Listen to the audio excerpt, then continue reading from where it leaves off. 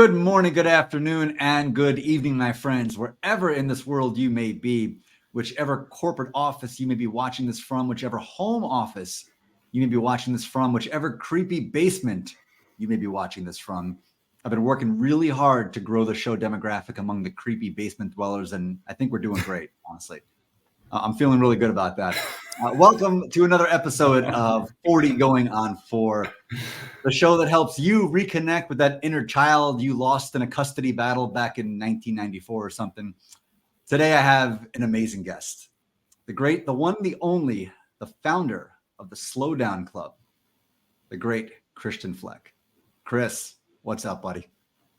Oh man, I'm so sweaty, and I don't know if it's my anxiety, my excitement, or just the heat here in Bulgaria. Probably it's a to be really honest, I think it's probably a mix of all three. I can dig that. As anybody watching Yeah. back home can tell, Chris has an amazing accent. He's born and raised in Tennessee.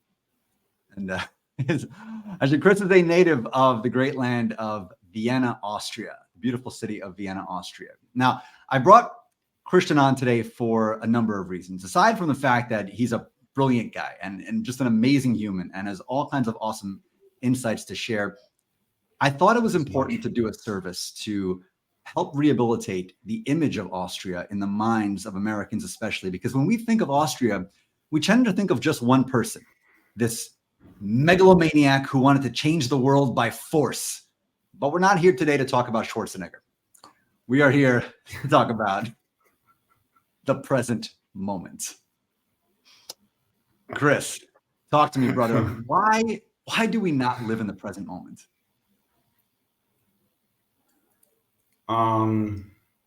Because I was actually thinking about this before we started the show. Why do we get lost in past and future, and why it's so difficult to be present? Because we did not learn, and when I say we, I'm very much aware I'm generalizing. So because there are always the ones who are like, yeah, but I'm different. Yes, of course I get it, but for the sake of the generalization that I give myself permission to do, because we did not learn, neither in school nor from our parents, how to handle fear. And we've come up with this idea that fear is something bad, that fear is something that I need to run away from, or in a broader term, fear equals discomfort, right? When there is discomfort, we are somehow taught to, oh, this is not good. So we give it a negative connotation, and then we either fight it with a lot of force and power, which has an underlying energy of I don't want it, I don't accept it, so it needs to somehow go away, kind of like trying to smash the thing with a hammer. And the other side of it is we did not learn that fear is, we see in the comments, fear is motivation.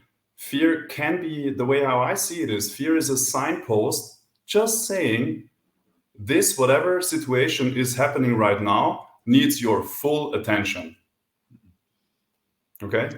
Yeah. And we did not learn that, because it's a big difference to saying that, say I'm afraid of what am I afraid of right now? I'm thinking. Your internet crapping out right now, and the frozen image of Chris I'm looking like this. Yeah. And just holding that for like 45 seconds. Yeah. And you can, I'm sure the attention was quite high in that moment. Yeah. No, I was trying to come up with something that I'm afraid of, and right now nothing came up. But let's say death. Let's say I'm scared of death, and then there is this kind of like, oh, I don't want it, so I just live and do everything all the time, and I keep myself very busy because I'm scared of missing stuff. Or I look at it through the lens of, oh, there is actually fear of death. Yeah. And I can look at it through the lens of, that's very interesting. So I see it, I acknowledge it, I stay with it, even though it's really uncomfortable. And then I can see, hey, what is this like? What is this telling me? What's on the signpost? And maybe on the signpost is you're not doing what you're supposed to do. Or maybe on the signpost is you better eat healthy food, because we were talking about this before, than going to some fast food chain every day. Maybe it's that. But this moment of staying with the discomfort helps us to find the direction, basically to look at the signpost, because the signpost is there. But if we are just reacting and not responding, we don't see the signpost. And I think that's the reason why we get lost in the past and the future, because the way how our brains are wired, sorry, like I'm sweating like crazy. Bulgarian summers, man. If I had a nickel, I'm telling you. Yeah. And the way we are wired is we are somehow we're trying to escape negative situations that we perceive and evaluate as negative. And then it's very easy to get caught up in, oh, let's ruminate about something in the past. Oh, let's ruminate about something in the future. And one thought regarding the future, especially the future, is so perfect to escape to, because it didn't happen yet. And then we create these beautiful fantasies and like these beautiful movies in our head that are telling us whatever. And it's so nice to like to stay up there and to chill and to like, I'm actually I'm in a very challenging situation. Maybe I really need to fix my relationship to make this more concrete, or maybe I'm facing a divorce, or maybe I don't know. I'm about to, or I should have this argument, this very, very serious conversation. And then instead of preparing for it, because that would be being discomfortable, we go, no, let's like think about something in the future. But the thing is, we are escaping what is, because we are not taking full responsibility, and we did not trying to be not too judgmental with ourselves. And I'm obviously guilty of that too, because we don't take responsibility for what is in the present moment, and we suffer because we want the moment to be different than to what it is. That's a great point, man. And that's something I think a lot of us struggle with. And Natalia has a great comment here, and I want to dig into this. Let's jump right in. So she says, we cannot live in the present because we don't feel it. We don't perceive it. The past is our experience. The only thing we know for sure. The future is unclear. And I think that talks to that discomfort that we feel. So if we feel any kind of discomfort right now, maybe, like you said, there's a relationship discussion we have to have. Maybe it's a financial situation. Maybe we just realized we ate the chicken tender, but it wasn't cooked all the way through. Feel that in our guts, man. And we just know, okay, this is going to be uncomfortable, and we're wired to not be uncomfortable. So how do we get the hell out of here? Now, do you think maybe that's a fight or flight mechanism because of that discomfort?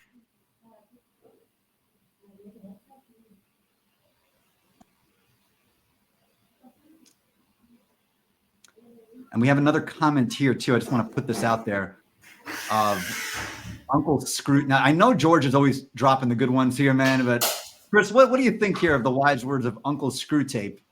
The safest road to hell is the gradual one, the gentle slope, soft underfoot, without sudden turnings, without milestones, without signposts. I think that's the most profound thing anybody has ever shared on this program. I just want to let that marinate for a second. Yeah, George, I want to. Let's muse and marinate. Let's slow down, as you would say. And, I want to talk about the Slow Down Club, because this is something that you founded, and I love the idea. Remember, we talked about this a while ago when we connected.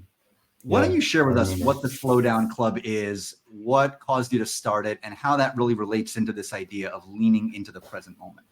Yeah. So let me tell you the full story. A couple of years ago, I started working self-employed as a coach around mindfulness and meditation. And then I was working under my own brand, so to say. And for whatever reason, probably because I have a very strong affinity to brands, but I don't like these first name, surname names like Calvin Klein, or I don't like them so much. don't really know why, but I rather like something more generic that is disconnected from a name. So 4 years ago, I said it would be so nice to have a name have a generic brand. This was always in the back of my head. And then I couldn't come up with something, which was fine. What I did then is I just continued working, and I had conversation after conversation after conversation with all kinds of people, really, with CEOs, with board members, with students, with unemployed people, with homeless people. Like I talked to anyone. And I don't remember the exact moment, so I don't want to lie to you.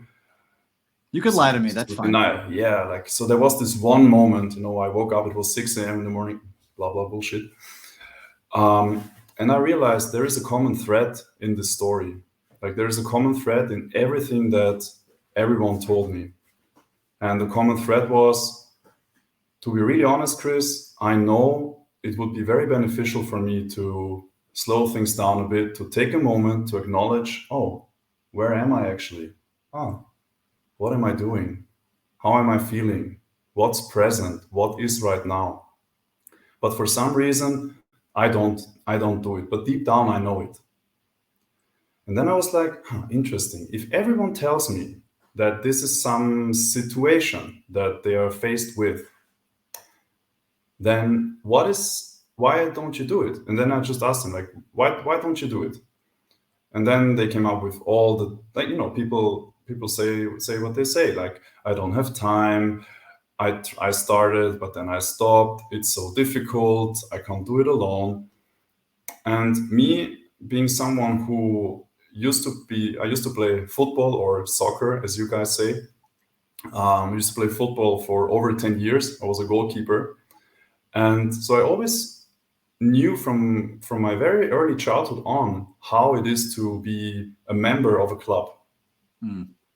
And then at one point I connected these two ideas. So the one idea was people are somehow craving something that is so, to be really honest, to me this is so evident that this is needed in the world. There is no discussion about it.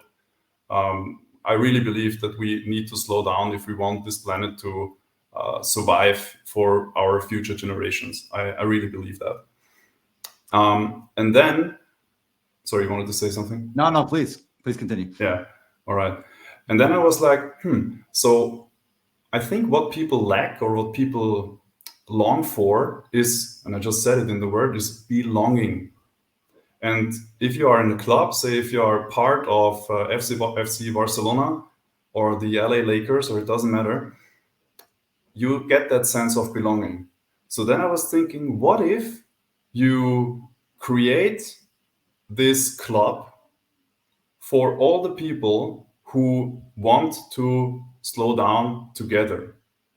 And this is how the idea, this is when I came up with the idea last year, actually. And I wanted to launch it much, much earlier, but because of a very big mental challenge this year and also end of last year, it got postponed a little bit, which is so ironic because my very dear friend Mir from Turkey, he said, this was the ultimate test for the Slow Down Club. Can the founder slow down fully and then speed up again?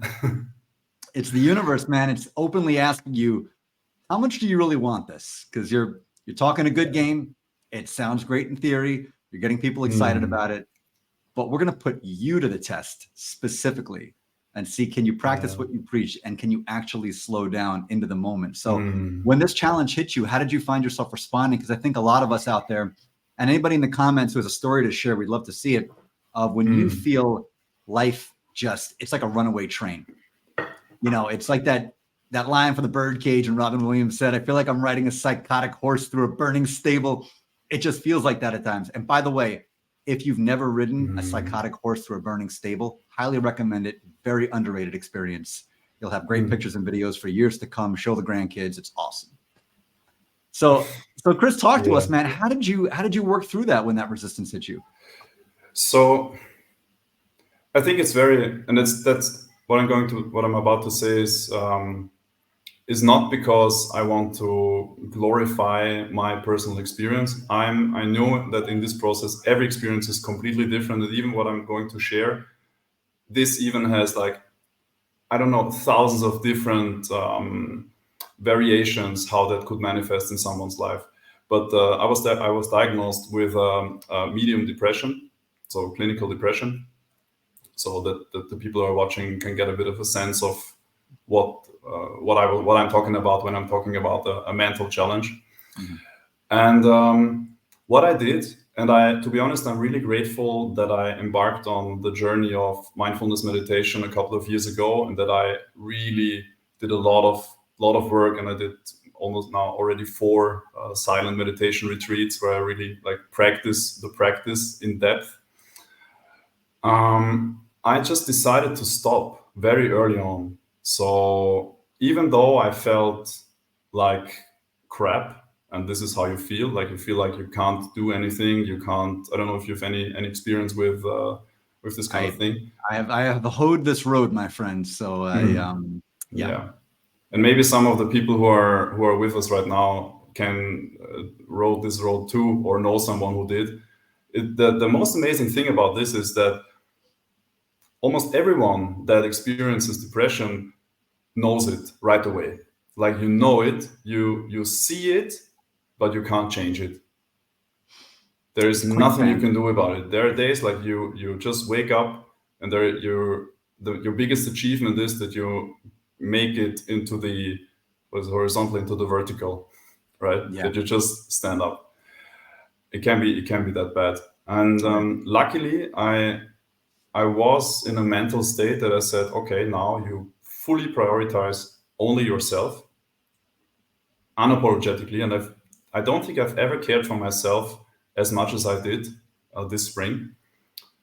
And then I just try to look at it actually from a very objective perspective and say, okay, what is?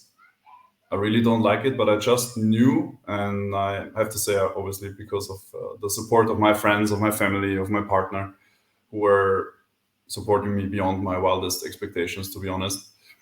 I'm really, really grateful for them. That's beautiful. Then I somehow decided that, coming back to your question, and I know we have a limited amount of time also.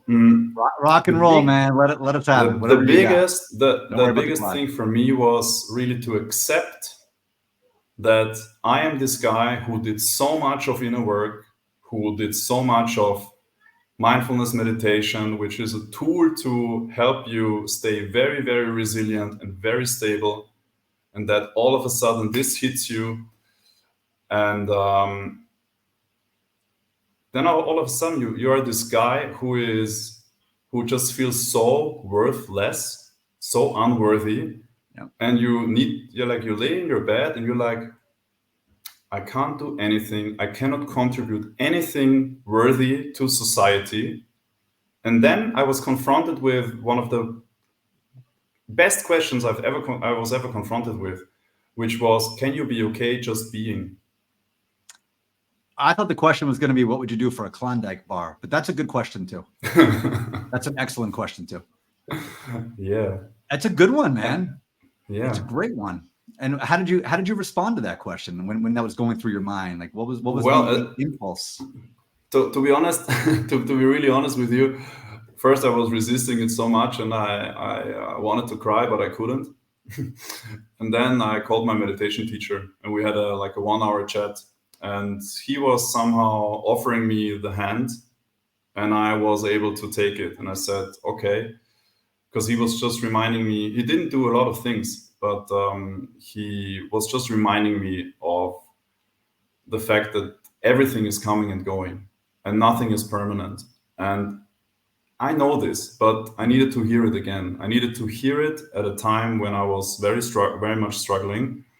And then all of a sudden I decided to, okay, what if I am enough by just being? What if this is enough? And then I realized, asking myself this what if question, which is a brilliant thing to do, asking what if, because it brings us into the realm. What if? Yeah, it brings us into the realm of possibility. And then I was thinking, yeah, what if it's okay? And oh, well, why not? Right? Why not? I think you've answered Mark's question here, which is a great one. What do you do when you stumble, whether that's falling back into depression or you make a mistake in a relationship or job? How do you get back up when you fall down? And I think you really hit on something very powerful it's that moment of acceptance of what is, and this is what is right now. It doesn't mean this is what is going to be. And this is where we come back in the present. It's just accepting and it's almost blessing it. It's like, okay, I see you. I got you. Yesterday was that kind of a day for me. And I felt the same thing you did, man, which was, God, I feel like I've done all this work and I've come all this way. And what the hell's wrong with me? I feel like I have a show about how to get the answers to these questions. And I'm totally rudderless today. Yeah. And you feel like an idiot. You feel like you've backslid to the very beginning of the line. But then you realize when you're climbing a mountain, you're gonna trip on one of those wet pebbles and you're gonna fall down a few, but you're not gonna come all the way back down to the base. You're gonna come back down like 2 levels. I think it's important in those moments to collect yourself, accept that the stumble happened because it's not a straight line climb, and then look all the way down at the bottom of the mountain and realize how far you really actually have come and count those wins. Yeah. What you what you said just reminded me. What I did a practice, and I can highly recommend this, is to start hugging yourself, man. To give yourself a really nice hug. I'm sorry, I didn't mean to cut you off. You froze for a second, No, that's so all right. I was bantering a little bit. So I'm sorry. So start that again. You said give yourself a hug. Okay. Give yourself a nice hug. And it's very, very interesting. So in in traditional Chinese medicine and in some of the other Eastern healing arts, I know this a bit because I'm studying healing arts for a couple of years now. They say that the hand is the extension of the heart. Yeah. I think this is the reason why people, or could be a reason why people love holding hands so much, because of that connection, and you're connecting 2 hearts, which is kind of a nice idea. I think 13-year-old boys would certainly agree with you on that one. But yeah. Never said this show was PG, and if that bothers you, you can knock. And then you just, you give yourself you give yourself a nice hug, and then Mujgan Hari says it. Self-love is the key. And the thing about the self-love is we don't need to be complete in order to love ourselves. It's about the intention and it's about the small action that you do. And that already is 100% self-love. Because I hear so often people like, oh, I don't love myself enough yet. This point will never arrive. Ever. This will never, ever. I think this is the biggest illusion that we live in. That we're like, oh, if I'm in this state, then I'll be happy. If I don't know, lose this much weight, I'll be happy. If I go there, then I'll be happy. No, because this is exactly the topic that we talk about today. There is only like this moment right now, and I'm sitting here in Bulgaria, and you're sitting here in the US, and people are sitting or standing wherever they are. This is the reality, and this is also the totality. This is all we've got. I think you really hit on something, which is there's never anything outside of the now, ever. It's just an illusion. And so much of our misery, I was thinking about this morning and leading up to this show today, and I'd love your perspective on this. And I was thinking of the past, especially. And when we reach a certain point in life, we spend a lot of mental energy in the past. And I was just thinking, it doesn't matter whether we're nostalgically going over the best times of our lives in the past, or whether we're living inside of past traumas. Either way, it leads to present misery, because if things were great in the past and all we're doing is thinking about how great things were in the past, we naturally compare that to the present and say that was great and this sucks. And if things were really traumatic and difficult in the past, and we're ruminating on that too, we're rarely saying, and how lucky I am that I'm here today and out of that. You're not in that space. You're in the traumatic space of the past, which you brought into the present. So either way, living in the past is a recipe for misery. So what do you do when those past thoughts start coming up and creeping in and drag you back in there? How do you keep them at bay and keep yourself grounded right here? That's a great question. That's a very great question. You touch on. Okay, you can go very very deep here. The thing is, Do it. we are familiar with the past and we are familiar with some future, but we are not so familiar, or we don't feel so secure in this uncertainty, and we give somehow more importance to the past, to the future, than to the bird chirping right next to us. But that's a question of our own evaluation, how we perceive the moment, and then how we judge. And what I like to do is to think of it like, if a thought comes, and it's really, if it comes the first time, then I'm like, oh, okay, interesting. So I try to cultivate it. I try to look at it with this attitude of, and this is the way how I practice it. Like, that's interesting. A thought. Like, oh, again, as if you were watching a movie and writing the how you call it, like the commentary on the movie. Yeah. Like, or some evaluation. Like, interesting. That's what the story. This is the story. And then something about the future. This is the story.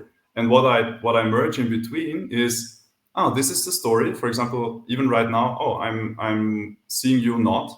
This is the story. I acknowledge it.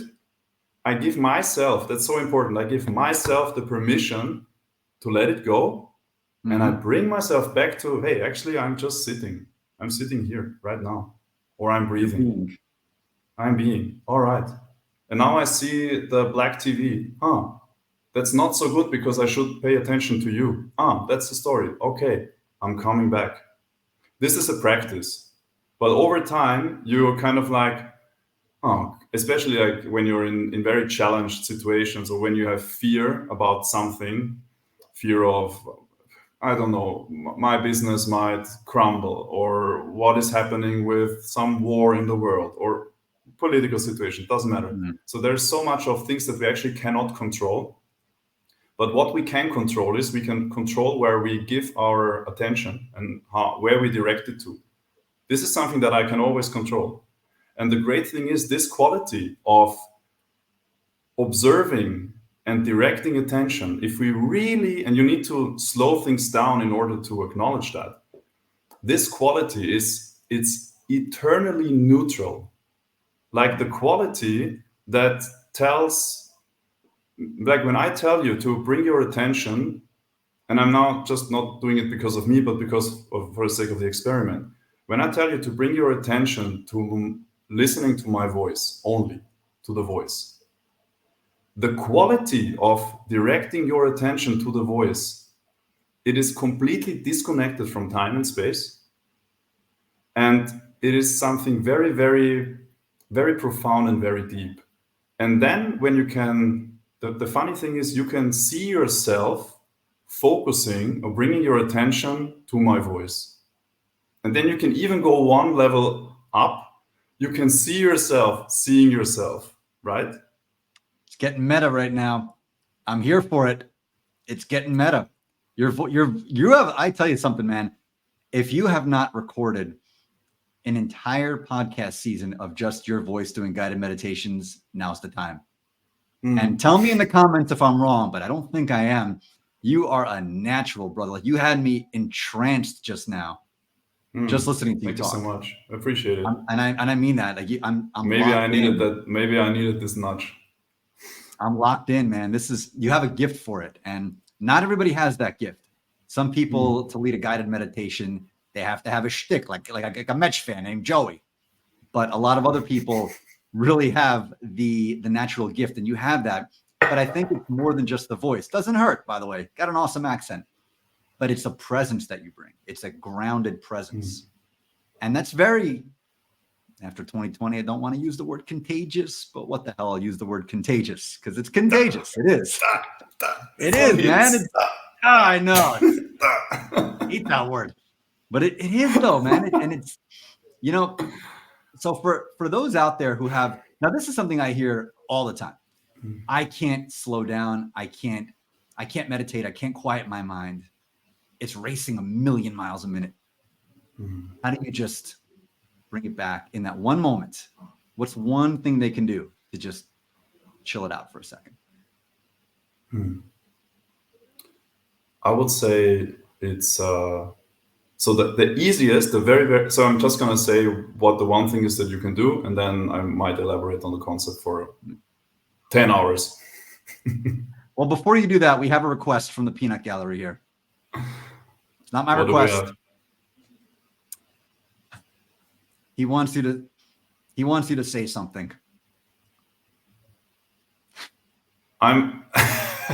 But is it I can say that I'm here to pump you up. There it is. It's done. Mark, it's done. I'm here to pump. Not like a dance monkey dance zoo show. This is we're here to talk about some serious stuff over here. But Chris, I appreciate that, man. And I know Mark appreciates it. I know all of our stateside audience appreciates it too.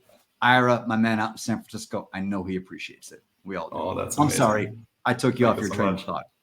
You were saying. So the fundamental reason that I observe why people struggle with that is that we have this idea that we feel better if we don't have these thoughts. Yeah. So and if you're not thinking, you're either sleeping, you are completely fully in the zone, which means you are fully in the present moment, or you're dead. That's interesting. Let's talk about that creating moment for a second, because this is something that I know you and I have experienced, and a lot of people in the comments have too. And anyone in the comments, if you've experienced this phenomenon, let's see it. I'd love to talk about this more.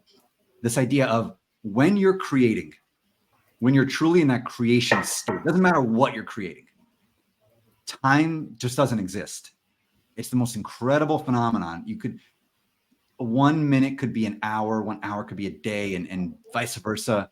And you lose yourself. Now, a lot of people who are high discuss the exact same phenomenon. And I don't think they're actually disconnected, but that's a different conversation for a different day. Maybe we'll have you back on. We'll talk about that. But it's what do you think about that? What do you think happens in that creative flow moment where you're just totally present in what you're doing? So we are bringing our attention to the things, to the thing that is in front of us, and we kind of like we let go of say you run a marathon. There is this idea of the runner's high, right? And I did a couple of half marathons, and I can only tell you from my experience and from my conversations with athletes, they don't think about the finish line all the time. They might visualize the finish line, how it feels to cross the finish line, but then it's just like I'm doing step after step, stroke after stroke. That's what I'm doing, and that's all I'm doing. And when I finish the first one, I'm starting all over again. There is this saying that goes, we have a German saying, and I hope I can translate it properly. It goes, the path unfolds to the one who starts to do the first step. Now say it in German. So in German it's, dem Gehenden schiebt sich der Weg unter die Füße. I like it so much better in German. I'm just telling you. It sounds so much more powerful in German, but and I think partially because that's the origin of the saying, but I love the spirit of it, man. I love the spirit of that. It's that we have a saying in English too, and I think it really leads into it is, motion creates emotion. And Natalia has a great comment here. Is a creation moment is the only true time of living in the present. I think that's so true. Yeah, it is. So I'm going to leave that up here. Let that one marinate. Let's marinate this one. I want to be present with that comment. It's beautiful. That's awesome. Thank you so much for sharing, Natalia. It's really nice. That is it. Creation. And then we can continue this, because if we say a creation moment is the only true time of living in the present, what if we treat every moment as if we would create it? I love that more than I have the words in the English language or the German language or the Aramaic language to ever begin to describe. I don't speak Aramaic. I'm just dropping that in there because nobody speaks Aramaic, and that'd be a pretty cool party trick. But let's really dig into this one, because this is something I don't think ever gets talked about enough. And I think it's so central to who and what we are and how we live. The idea of every moment being a moment of creation. Now we think of creation, and I think LinkedIn, and I don't want to point fingers, but what the hell, I'll point fingers at you, LinkedIn. Mhm. I think LinkedIn creates this dichotomy between everybody and the creators, and they've exalted creators according to their own subjective criteria of what a creator is. We're all creators. Every moment of every single day, we are in a co-creation with each other. This entire experience, we are co-creating. And when we create, we're in flow. So what is an example you would use of creation that's not writing a book or running a marathon or painting something or building a software that we think of as creation? What is a more everyday example of creation? Yeah. So two things come up. The first is most of us have some, and I hope, and I'm using it for the sake of this argument now, most of us have some loved ones that we talk to on a regular basis. Most of us. So one creation would be to actually listen to that person for 1 minute, but do it with the sense of I am creating. My intention is to create this space where I am just listening for 1 minute to my loved one, to my wife, to my husband, to my girlfriend, to my boyfriend. Because this is something that would not be if I wouldn't set the intention to do it. This is my understanding right now. Another example would be I'm sitting right now here because I like to sit on the floor. I don't know why we invented chairs. It's comfortable. Sitting. Good for your back. Is it? Maybe. Let's go with that. I've just created let's my chiropractor might disagree, but yeah, let's go. Let's go with that. Yeah. And so what if I allow myself to be a bit more playful and say, what if my creation now is to really stand up and look like Arnold Schwarzenegger? Like, what if I stand up and try to look like him or try to imitate his posture? This can also be a creation, right? Yeah. Be a satire. These are two examples that come to my mind. Yeah. It's still creation. This is a great quote here. And I love anybody who drop a good Kurt Vonnegut quote, that nobody will stop you from creating. Do it tonight. Do it tomorrow. That is the way to make your soul grow. Ooh. Let that marinate too. Be present with this. Man, I just felt the energy of this just now. That just hit deep. And this is something that I wish more of us really took to heart on a day-to-day basis, that every single moment of every single day we are creating. The only time we're not creating is when we're living in the past because it's done and we can't create there, or in the future because it hasn't happened yet and we can't create there either. We can only create right now. So the more we lean into what we're doing in that mode of creation, and it doesn't have to be that classic type of creation that we think of. And don't get me wrong, that stuff is awesome. There's nothing like it. When I'm in the writer's zone, when I'm in that flow, man, it is as close to paradise as I could ever imagine, because time doesn't exist. My imagination runs wild. I'm in that place I call perfectia. That kind of that fifth vibrational consciousness, where everything is just connected immediately and anything is possible. And you become, now this is where the megalomaniac in me comes out. So bear with me for a second. You become the god of your own universe when you are in a place of creation. Doesn't matter how big or small that universe is. And it could be, like you said, just having a conversation with somebody and holding space to listen. That becomes your little micro universe. And you become its deity. And I know that rubs some people the wrong way, but I don't mean it in that sense, but you become the prime mover of that experience. And it's absolutely freaking magic. Natalia said, all personal reality creators. Chris, was there a moment in your life when this became really apparent to you? That we are our personal reality creators. Yeah. Oh yeah, this conversation, for example, because not many people know about this. I mean, you might hear that I'm not a native American or English speaker, and as opposed to many in my studies, I didn't go abroad to learn English. So I stayed. I grew up in Austria. I stayed there. I was always attracted to other cultures and to see Europe, which is very easy if you're living in Europe, if you have a European passport. I have a German one. But I always somehow felt there is this. I love Austria, but in a way, it was always a bit too small for me, and I always felt I just love other cultures so much and other people. I'm so interested in how they think, how they live, how they see the world, that I once was asking myself, I was marinating the question, should you write in German or in English? And then my English was not so good back then, so I wasn't so confident. And then one of my mentors asked me the question, how does your biggest dream world look like? Describe it to me. And then I told him, yeah, I want to be connected all over the globe with people and everything. And this was when I decided that my reality is writing in English.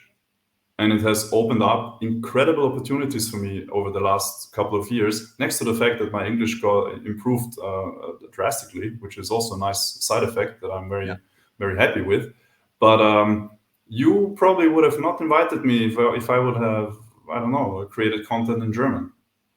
And so many things happened because of that decision to become. And sometimes it's very hard, and you have no idea how much I was doubting myself, and sometimes still am. And I think it's something very human to do. It's like I'm not sitting here like eating the wisdom with a spoon, even though sometimes I would love that this is the reality. It's not. It's daily work and daily reminders and daily falling down and getting up again, getting up again one more time than you fell down. Yep. But yeah, this was one moment where I really realized the power of this. Yeah, it's really powerful story, man. Thank you for sharing that. I think there's something that a lot of people, specifically who learn a second language, have an insecurity about, and I feel like it holds their energy back.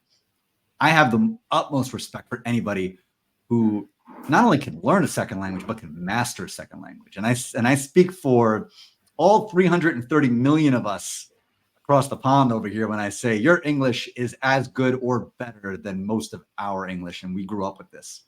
And I don't mean that facetiously. No, I mean that very seriously. Your English is extraordinary, and it's crisp, and it's sharp, and it's expressive, and that takes a lot of work, and it takes a lot of intentionality.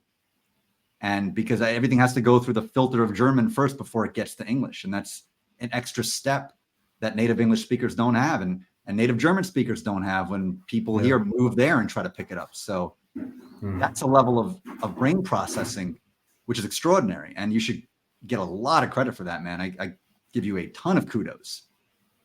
And this is a comment here.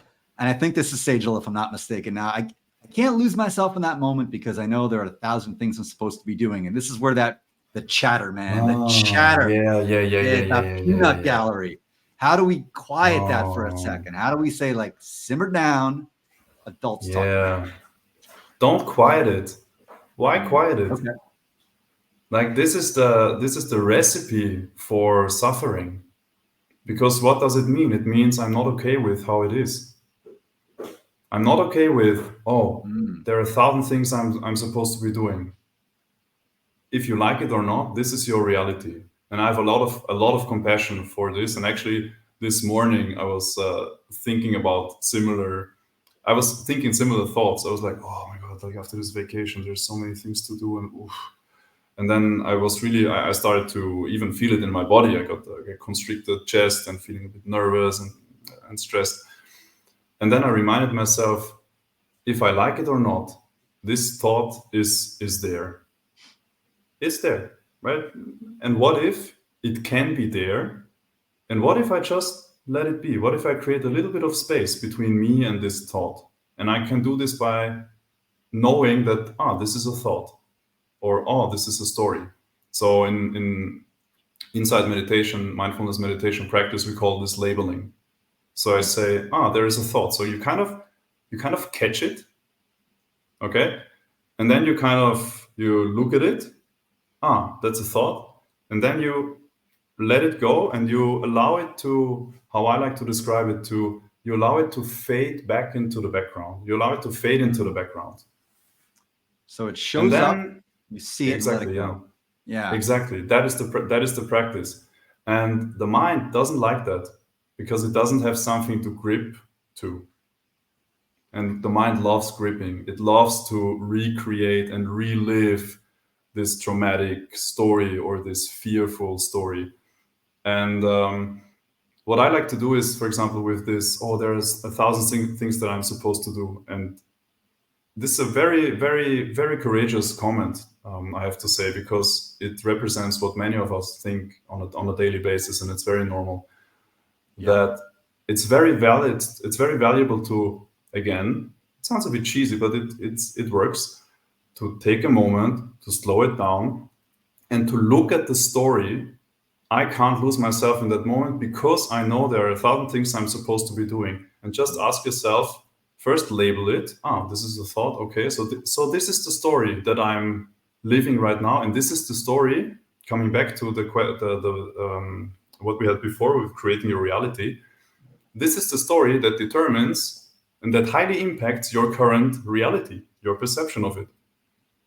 Right? So what if this is not true? What if you can lose yourself in the moment? Or what if you give yourself permission? That's my invitation as a thought experiment.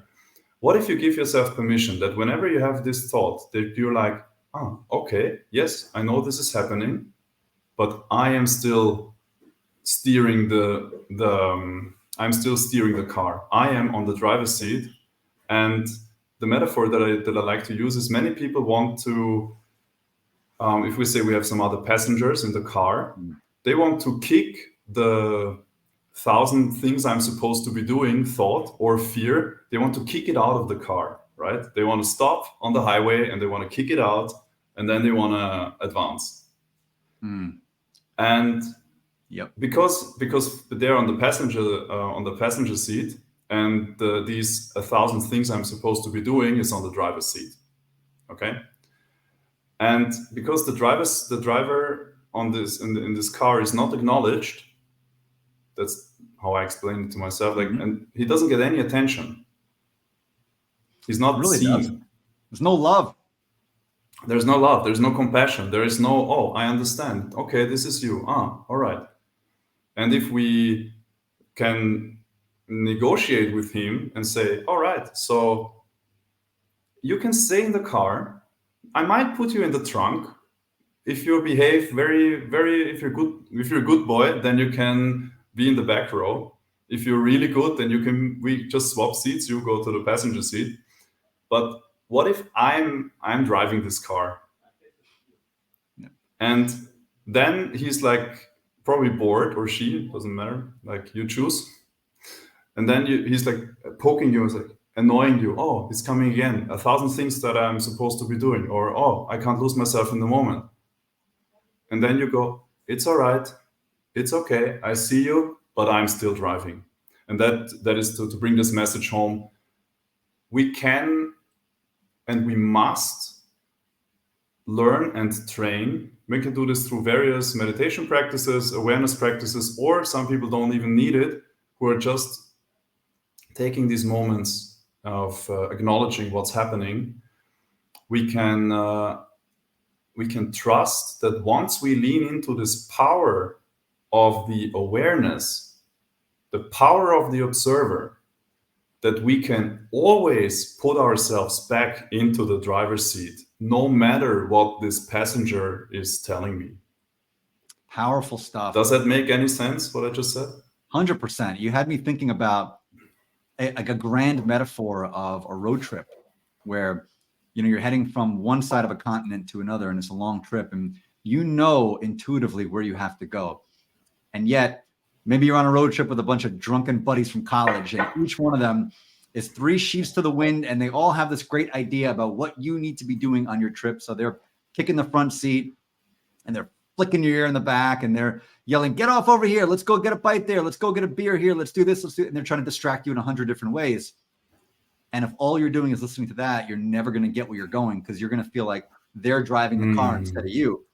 Meanwhile, you can just smile, laugh, and say, "Yeah, I see you back there. I know you had one too many. All right." And you get, like you said, don't even tell them to shut up or simmer down. Just like let them do what they're going to do. Let them be what they're going to be. But you keep driving. Keep your eyes on the road. Resistance creates more resistance.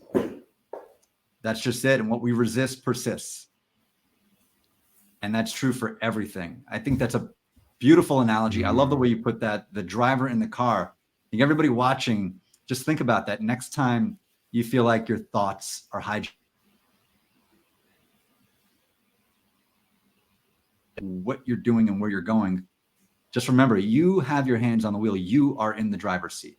It may appear like you're not. You could have difficult people in your life, challenging personalities, but you are the driver.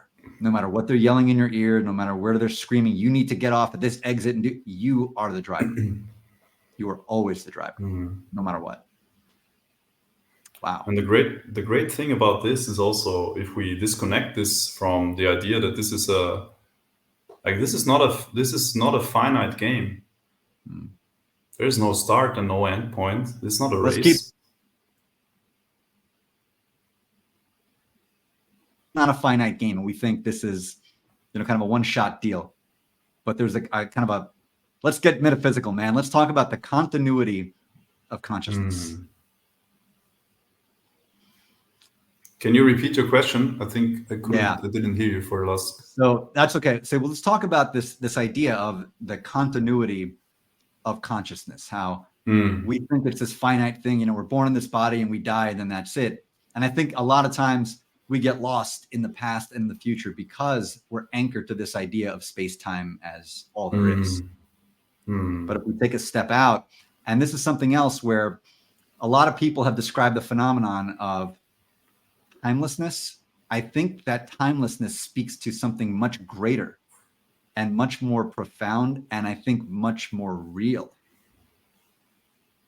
than what we consciously experience. What are your thoughts on that?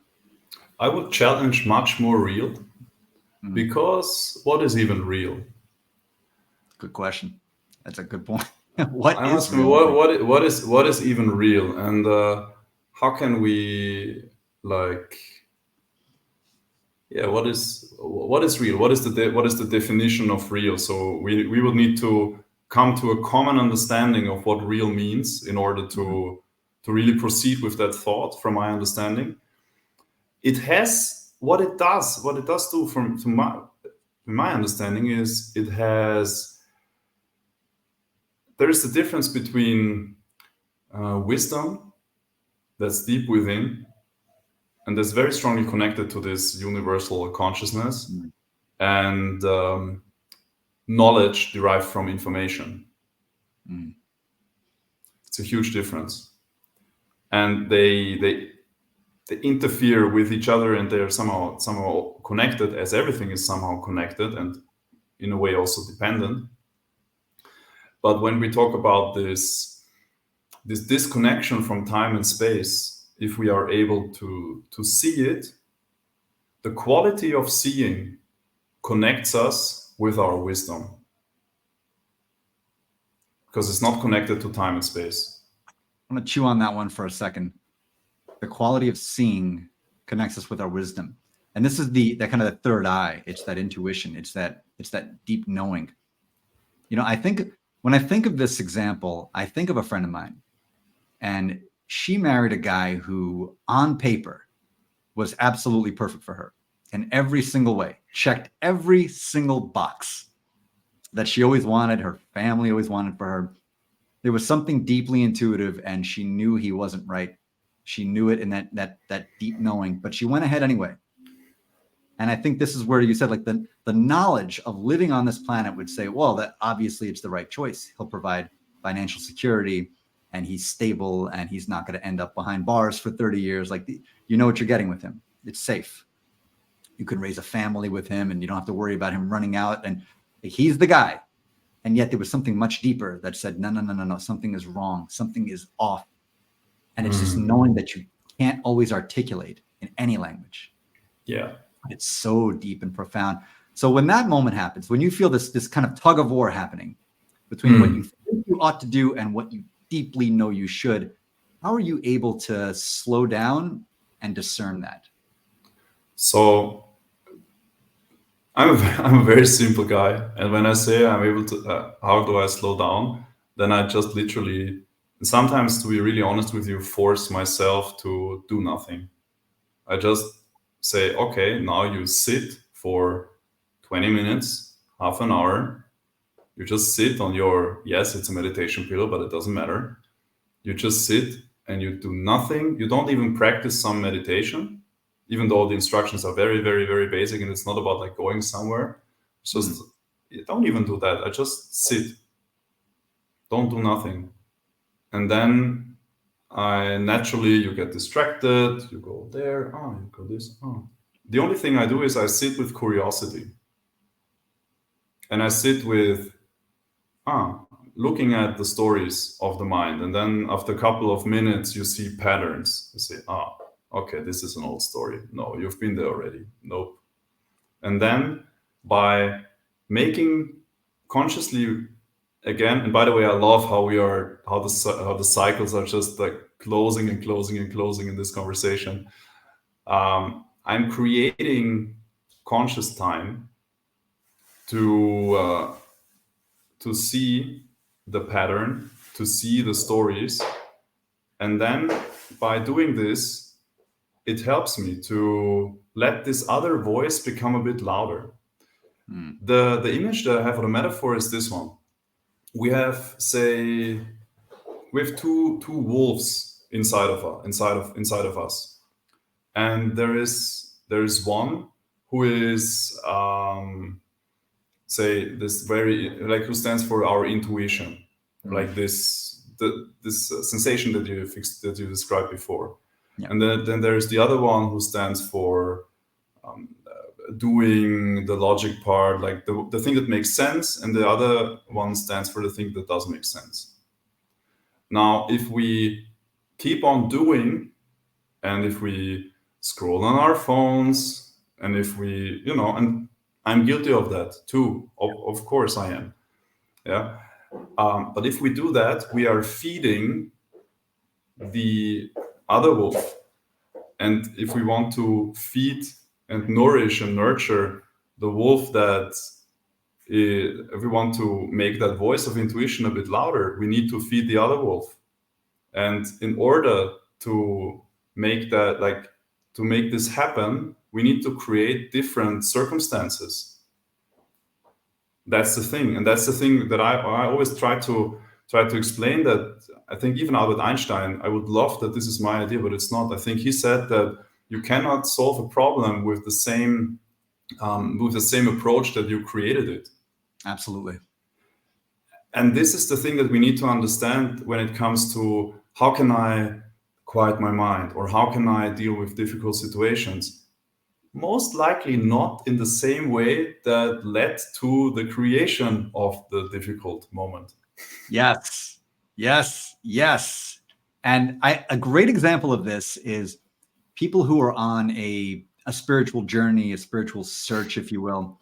And what kind of got them into this pickle, if you will, in a lot of situations was overdoing, overthinking.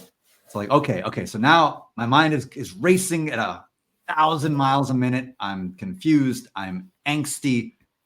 All right, so here's what I'm going to do. I'm going to download every single podcast about meditation, about spirituality, about centeredness. I'm going to go to every retreat. I'm going to follow all the rituals. I'm going to burn all the incense. I'm going to go to all the tarot readings. I'm going to do all these different things. And then I got it. I'll be fixed. And shockingly enough, that doesn't seem to work. No. And it's the same filter. It's the same filter. And it's just running a different program through the same exact filter. and the same code. So of course you're going to get the same program. It's just going to look a little different. It may have a guru name now, and now it may move to Sedona, but it's the same exact program. Yeah, it's the fundamental theme is that right now I'm not okay, and if I do whatever, then I'll be okay. Yep. That's it. So That's how you got it. Only real thing is the consciousness itself, and it's quieting things to reconnect with that. And it's constantly at war with our creation versus the is. And I think Mark absolutely nailed it, because he's a pro at sitting and doing nothing. So he's the greatest guru that exists. He's the guy. He's certainly my guru. When I say I need a guru in my life, I do, and it's a Japanese paper maker. He's from Alabama. That's my guy. Yeah. Chris, this has been amazing, man. And I just want to, one thing I'd like to leave the audience with, something to take home with them, something they can implement immediately. So here's a question I have for you and for everybody out there. What is the one thing we can do every day to stay in the present? Great question.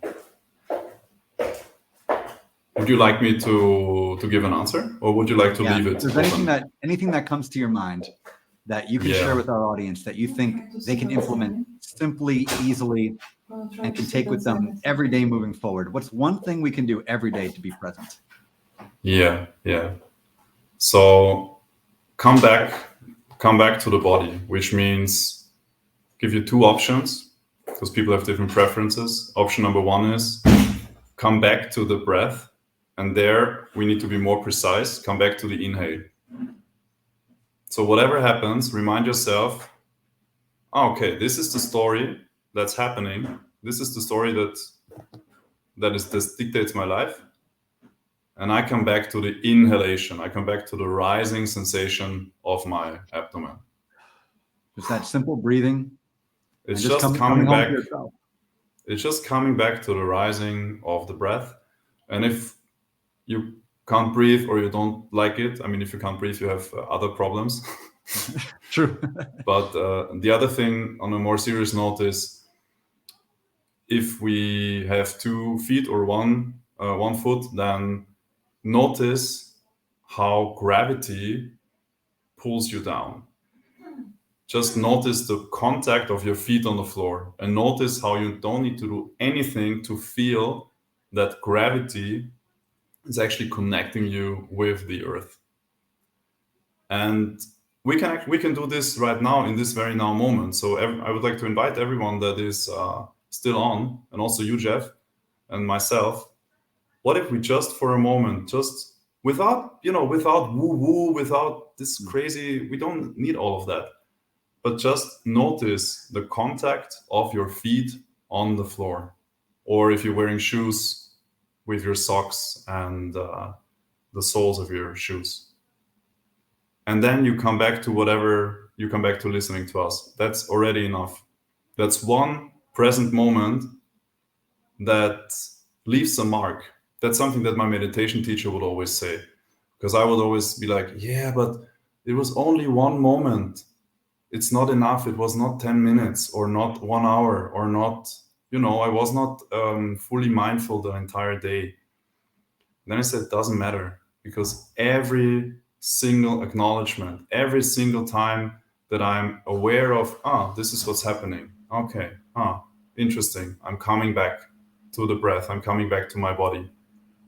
This leaves a mark. It's a constant. And it's very beneficial. It's very beneficial for ourselves. And then, as a result, it's very beneficial for the people we love. It's also beneficial for the people we don't love. And then, as a result, it's very beneficial for the entire planet. That's profound. And if each one of us can do that, 8 billion of us can find a way to stay grounded and come home, man, what a world we'd have. If all the 40-year-olds decided tomorrow morning I'm waking up and I'm 4, what a world we would have, man. God, it's awesome. I feel good. Mary, you nailed it. Calming. That's certainly how I feel. I feel great now.